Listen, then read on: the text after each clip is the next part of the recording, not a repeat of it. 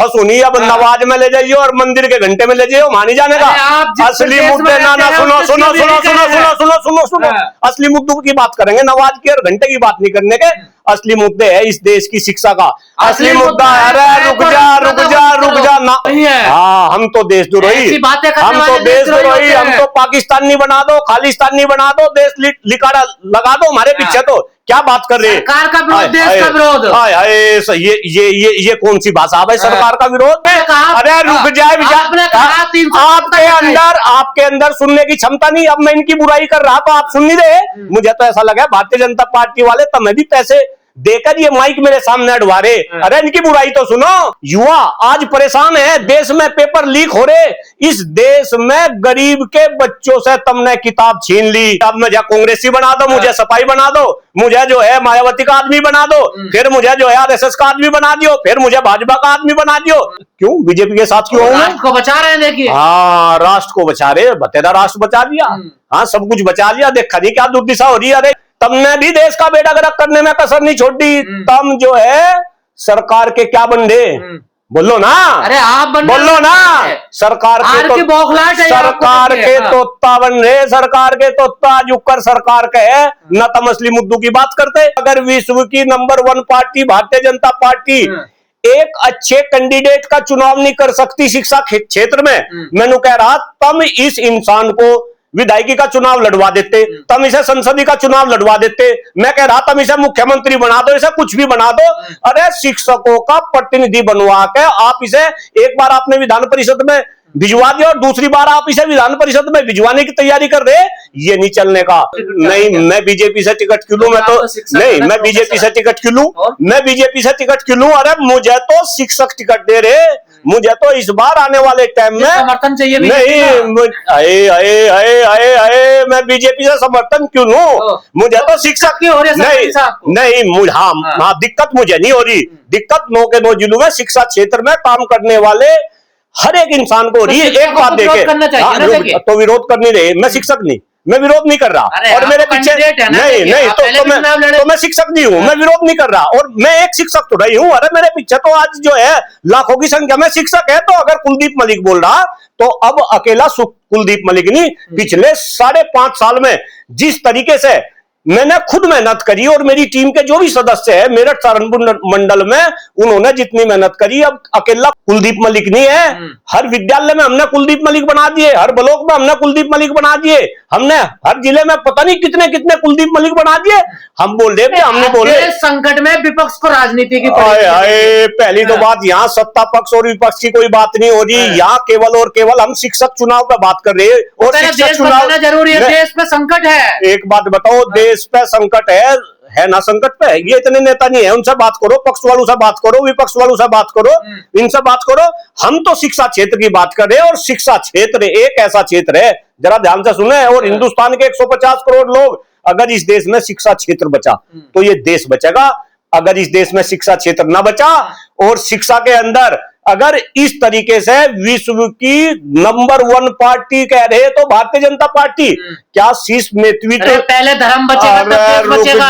रुक जाओ मेरी बात मुझे धर्म पे लेके चले जाओ। मैं नहीं जाने का धर्म पे, शिक्षा की बात हो रही। मैंने कह रहा अगर विश्व की number 1 party Bharatiya Janata party एक अच्छे कैंडिडेट का चुनाव नहीं कर सकती शिक्षा क्षेत्र में, मैंने कह रहा तुम इस इंसान को विधायकी का चुनाव लड़वा देते, तुम इसे संसदीय का चुनाव लड़वा देते। मैं कह रहा तुम इसे मुख्यमंत्री बना दो, इसे कुछ भी बना दो। अरे शिक्षकों का प्रतिनिधि बनवा के आप इसे एक बार आपने विधान परिषद में भिजवा दिया और दूसरी बार आप इसे विधान परिषद में भिजवाने की तैयारी कर रहे। ये नहीं चलने का। जब से श्रीचंद शर्मा जी का टिकट डिक्लेयर हुआ तब से सारे के सारे मेरठ मंडल भाई हाँ उठा रहा, बीजेपी की समझ में उठा रहा, बिल्कुल उठा रहा। क्या बीजेपी वालों की नीति चलती है? अरे चाणक्य तो सबसे बड़े शिक्षक हो, शिक्षक चाणक्य है और शिक्षकों के सामने इनकी कोई नीति नहीं चलने की। लोग टकटकी लगाए देख रहे मेरा सहारनपुर मंडल वाले। मैं तो घूम रहा, मैं तो अपनी डबडी अपना राग गा रहा। नहीं हार का डर कौन आ रहेगा भाई? अरे हम तो पहली बार भी हार के जीतते हुए हमने तो लोगों का दिल जीत रखा। आप क्या बात कर रहे?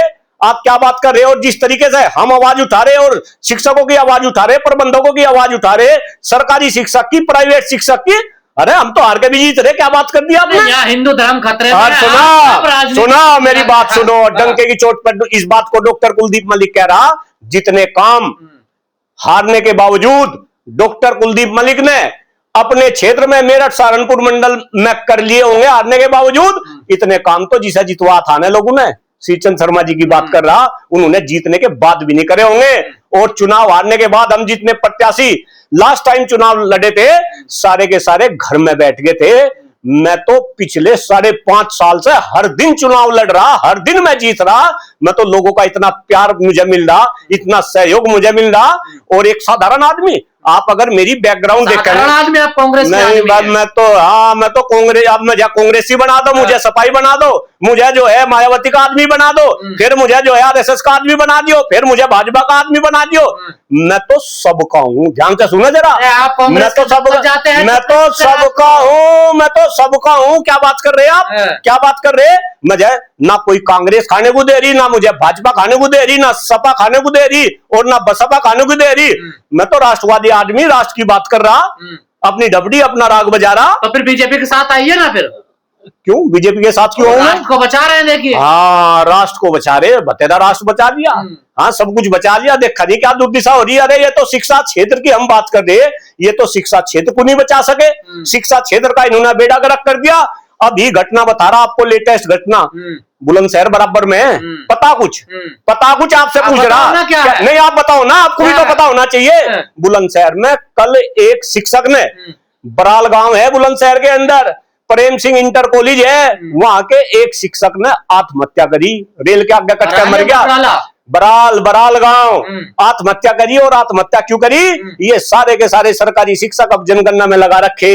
आप ये देखो, 48 डिग्री 50 डिग्री का टेम्परेचर, और ये घर घर घूम रहे, और इतना जबरदस्त प्रेशर टीचर के ऊपर है, इतना जबरदस्त प्रेशर टीचर के ऊपर है कि शिक्षक आत्महत्या कर रहे। नहीं, अरे मेरी बात तो पूरी हो लेने दो। अगर इस देश का राष्ट्र निर्माता जो शिक्षक है, अगर उसके ऊपर इतना प्रेशर है, और इस देश में अगर शिक्षक आत्महत्या करने लग रहे, तो भाई ये देश कहां जा रहा? और ये कह रहे हम इसे विकसित बना देंगे, विकसित भारत का जो है झुंझुना दिखा रहे, और आप जैसे भाड़ मीडिया के पत्रकार उसमें तड़का लगा रहे, आप भी इनकी तारीफ कर रहे हैं। नहीं, भाड़ मीडिया के पत्रकार बिल्कुल मैं डंके की चोट पर, तुमने भी देश का बेड़ा गर्क करने में कसर नहीं छोड़ी। तुम जो है सरकार के क्या बंदे, बोलो ना। अरे आप बोलो ना, सरकार के तोता बन रहे, सरकार के तोता जुकर सरकार के है न। तुम असली मुद्दों की बात करते, हम तो असली मुद्दों पे काम कर रहे हैं, ये तो पता असली मुद्दों का काम। मुद्दा क्या है? हाँ, असली मुद्दा सड़क पे नमाज पढ़ी जा रही है। बस मैं फंसू नहीं, अब नमाज में ले जाइए और मंदिर के घंटे में ले जाइए, मानी जाने का। असली मुद्दे ना सुनो, असली मुद्दों की बात करेंगे, नमाज की और घंटे की बात नहीं करने के। असली मुद्दे है इस देश की शिक्षा का असली मुद्दा। अरे रुक जा ना, असली मुद्दा है इस देश की शिक्षा, इस देश की शिक्षा व्यवस्था। असली मुद्दा है इस देश का खराब होता हुआ पर्यावरण। अभी भी हम ऑफलाइन बात कर रहे थे, डॉक्टर साहब यहाँ बैठे, पूरे विश्व के अंदर जो 100 सबसे गर्म शहर है, उनमें से डॉक्टर साहब बता रहे थे कितने शहर अब हिंदुस्तान में है। इस देश का पर्यावरण मुद्दा है, इस देश में खराब होता हुआ सभी का स्वास्थ्य मुद्दा है, इस देश में बेरोजगारी मुद्दा है, इस देश में पेपर लीक का मुद्दा, इतना बड़ा मुद्दा। आप देश करो। हाँ, हम तो देशद्रोही, हम तो देशद्रोही, हम तो पाकिस्तानी बना दो, खालिस्तानी बना दो, देश लिकाड़ा लगा दो हमारे पीछे। तो क्या बात कर रहे हैं? सरकार का विरोध, देश का विरोध। ये कौन सी भाषा है? सरकार का विरोध? सरकार देश हित में काम कर रही है। एक बात सुन लो, लोकतंत्र है, और लोकतंत्र में विरोध हर नागरिक का अधिकार है। अगर सरकार का विरोध हो रहा तो उसे पॉजिटिव वे में लेना चाहिए, और हमारे जैसे आदमी विरोध कर रहे, जहां आज कोई विरोध नहीं कर रहा, तो असली देशभक्त कांग्रेस से सरकार का विरोध करने हम पैसा लेंगे, हम पैसा लेंगे। अरे श्रीमान जी क्या बात कर रहे, हम तो राष्ट्रभक्त, राष्ट्र प्रेमी आदमी, अपनी डबडी अपना राग बजाने वाले आदमी, अपना घर फूंक तमाशा देखने वाले आदमी, और आप हमारे पे आरोप लगा रहे। मोदी जी ने पूरा परिवार कुर्बान कर दिया देश के लिए। हमारे पास हाँ पूरा देश परिवार है, कैसा मोदी जी ने कर दिया ये भी पता होगा। अब देश का कितना बुरा हाल है? अभी कह रहे ना देश का बुरा हाल है। क्यों है नहीं? आप नहीं मानते, आप नहीं मानते। भाई आप भी तो बताओ, आप भी आप तो 2019 में नहीं, बीजेपी का प्रचार कर रहे थे 2019 में। हाँ। ना ये तो गलत है, गलत है, गलत है, गलत है, गलत है। हमने किसी का प्रचार नहीं करा, हमने किसी का प्रचार नहीं करा। वोट भी नहीं हम दिया? तो सच, हाँ वोट क्यों, अच्छा वोट नहीं देने के हम वोट दिया भी नहीं, किसे कहाँ वोट दिया आपको क्यों बतावे, हम क्यों बतावे आपको, आप होते कौन है? आपने कई बार एक बात बताओ, एक बात बताओ, हम तो सत्य को सत्य और झूठ को झूठ कहने वाले आदमी है। अगर देश में बीजेपी भारतीय जनता पार्टी कोई सही काम कर दी तो डॉक्टर कुलदीप मलिक उसका समर्थन कर रहा, लेकिन अगर भारतीय जनता पार्टी कोई गलत काम कर दी तो डॉक्टर कुलदीप मलिक के अंदर इतनी हिम्मत है कि खुलकर उसका विरोध भी कर रहा। कोई काम अच्छा किया सरकार ने, नहीं किया बताइए? हाँ करा, क्या काम बताओ? धारा 370-35 से हटा दिया, इंफ्रास्ट्रक्चर बना दिया, कानून व्यवस्था कहीं ना कहीं अच्छी हो रही, बम भी फूटने थोड़े से कम हो गए, तो जो अच्छे काम करे उन अच्छे काम की डॉक्टर कुलदीप मलिक तारीफ कर रहा, लेकिन हाँ इसके अलावा सारे बेकार है। मैं तो एक एक काम गिनवा रहा। क्यों भाई भारतीय जनता पार्टी वालों, क्यों मोदी जी, क्यों अमित शाह जी, कहां गई महंगाई, कहां गया भ्रष्टाचार, कहां गया काला धन, कहां गया परिवारवाद? आप तो ये कहते परिवारवाद की राजनीति देश में चल रही, आप तो ये कहते कि राजनीति से अपराधीकरण को खत्म कर देंगे। अरे रुक जाए आपके अंदर सुनने की क्षमता नहीं। अब मैं इनकी बुराई कर रहा तो आप सुन नहीं रहे। मुझे तो ऐसा लगा भारतीय जनता पार्टी वाले तुम्हें भी पैसे देकर ये माइक मेरे सामने अड़वा रहे। अरे इनकी बुराई तो सुनो। ये तो नु कहते 2 करोड़ युवाओं को रोजगार दे देंगे, ये तो नु कहते किसानों की आमदनी दुगनी कर देंगे, ये तो नु कह रहे थे देश में सम शिक्षा व्यवस्था लगा देंगे, ये तो नु कह रहे थे गंगा को निर्मल एवं पवित्र कर देंगे, ये तो गाय की बात कर रहे थे, ये तो माता की बात करते, धरती माता की बात कर रहे थे। अरे क्या कर दिया? युवा आज परेशान है, देश में पेपर लीक हो रहे, इस देश में गरीब के बच्चों से तुमने किताब छीन ली। ये पेपर जो नीट के लीक हो रहे, दूसरे परीक्षाओं के लीक हो रहे, इन्हें अमीर के बच्चे खरीद रहे। इस देश में अमीर के बच्चे फर्जी डॉक्टर बन रहे, फर्जी इंजीनियर बन रहे, फर्जी ब्यूरोक्रेट्स तक बनने लगे। मेरे से और क्या क्या पूछोगे? हमारे अंदर हिम्मत है, हम खुलासा कर रहे। हिंदुस्तान की जनता से मैं अपील कर रहा कि हमारे जैसे लोगों का साथ दो। और जो ये भाड़ मीडिया के पत्रकार ये कहीं ना कहीं ये दिखा रहे कि भाई नहीं ये राष्ट्रहित की बात नहीं कर रहे, असली राष्ट्रहित की बात हम कर रहे। और बात हो रही थी यहाँ पे मलिक जी, अभी आपने कहा 370 बहुत अच्छा काम हुआ, बम फूटने कम हो गए, ठीक है, 370 हटने के बाद कितने हमले हुए? तो अच्छा आप एक बात बताओ, जो हकीकत है, सच्चाई जो है वो है। अगर गलत है वो गलत है, सही है वो सही है। मैं बिल्कुल दावे से इस बात को कह रहा, अगर देश में बम फूटने कम हो गए, कहां कम? नहीं भाई वो आप अपना आकलन कर रहे होंगे, मैं अपना आकलन कर रहा, मुझे ऐसा लग रहा, लेकिन उनकी संख्या में कमी आई, ये हमें बात मानना पड़ेगा। हम तो मुझे तो वो भी दिन ध्यान है, हम तो ग्रेटर नोएडा में रह रहे, कभी एक समय ऐसा भी था जब होली दिवाली, रुक जा भाई सुन ले माँ जी। एक समय ऐसा था कि जब होली दिवाली आती थी, 15 अगस्त 26 जनवरी आती थी, तो दिल्ली में जाते हुए भी डरते थे कि भाई ऐसा ना हो दिल्ली में धमाका ना हो जा। लेकिन कहीं ना कहीं अगर सच्ची बात है तो उसे हमें समर्थन करना पड़ेगा, और अगर गलत बात है, जिस तरीके का प्रोपोगंडा भारतीय जनता पार्टी वाले कर रहे हैं, और खास तौर से मैं फिर शिक्षा क्षेत्र में लेकर आ रहा, आपने तो अनपढ़ आदमी नेता बना दिए। सम्राट चौधरी 7वीं फेल या 7वीं पास कुछ ऐसा है, उसे बिहार का मुख्यमंत्री बना दिया। स्मृति ईरानी को आपने जो है शिक्षा मंत्री बना दिया था।